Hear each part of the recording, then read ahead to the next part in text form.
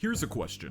What makes something so frustrating to people that they will actively complain to anyone within an earshot while also coming back to the same exact thing? The answer isn't drugs, but recently I've had my own addiction to a little game called Splatoon 3.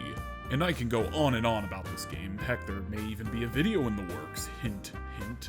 But this draw got me thinking about why I was hooked, what was baked into the formula that made it so appealing yet so frustrating at times. Now this answer is totally subjective, but you'll come to find, like I did, that this type of game design shows up quite a bit in the industry. In fact, you can even argue it's at the core of every good game, albeit some may express it more than others. Yeah, because I'm playing really fucking hard, this guy's doing nothing still. Let's see if we can find the answer together by looking at an example.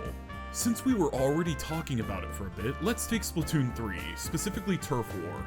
I'm sorry for all my fellow salmon run enjoyers out there, the chads that you are. But please bear with me. For those of you out there who don't know anything about Splatoon, Turf War is the signature mode of the game.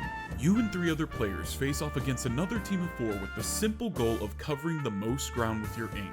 It has some of the gameplay that you would come to expect when playing a shooter, like killing enemies and getting specials and such, but that's basically it. Like I said, simple. So if it's so simple, let's apply that question that I mentioned at the beginning of the video. To solve this, let's strip the gameplay back bit by bit until we find the core. You could say this is like onions. They stink? Yes. First, let's get rid of the other teammates. Now we have a one-on-one, and personally, I can't say this destroys the core of the mode. While it doesn't have any of that signature video game online camaraderie that we've all come to know and love, it's still a functioning version of Turf War. Next, let's take away all the different weapon types, so default weapons from here on out.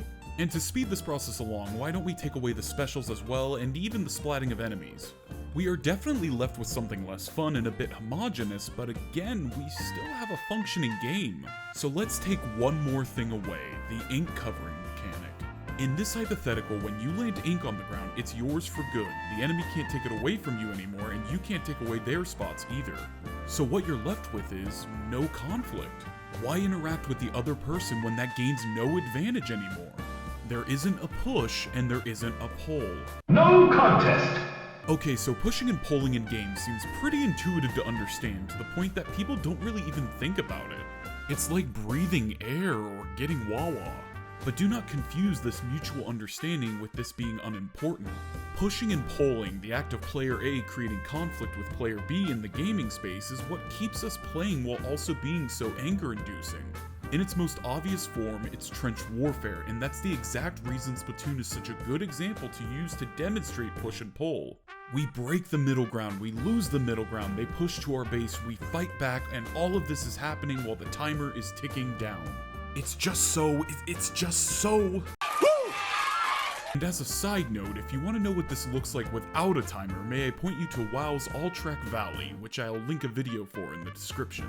And since I just mentioned a Blizzard property, yes, Overwatch does exemplify the push and pull as well, but only if you stay on the damn payload. To get back on topic, pushing and pulling isn't a one-size-fits-all kind of thing. It's a concept that designers tinker with constantly. Too little of it and you get a scenario that I described earlier, but too much of it, you build up a large amount of what we call friction. Friction in large quantities is the unwanted side effect to your pushing and pulling. It's wasted energy coming from players that feel that their efforts are not worth the reward at the end. And the result is that they quit, they give up entirely. It's when frustration wins over fun, so as a designer, you need to tune your game to try and find that right amount of push and pull. You want some friction, because that's how you get the addicting yet frustrating experience, but again, you're walking on a tightrope. And now that you, the listener, are more aware of this concept and struggle, you can now answer that question that I was asking myself when playing Splatoon 3, and hopefully your answer isn't drug-related. Don't do drugs, kids. And if you do drugs, you go to hell before you die. As always, thank you guys so much for watching this new episode, it really means a lot. I would love to hear your guys' thoughts in the comments about the topic today, so please leave them down below. Like, subscribe, yada yada yada, but until next time, John A.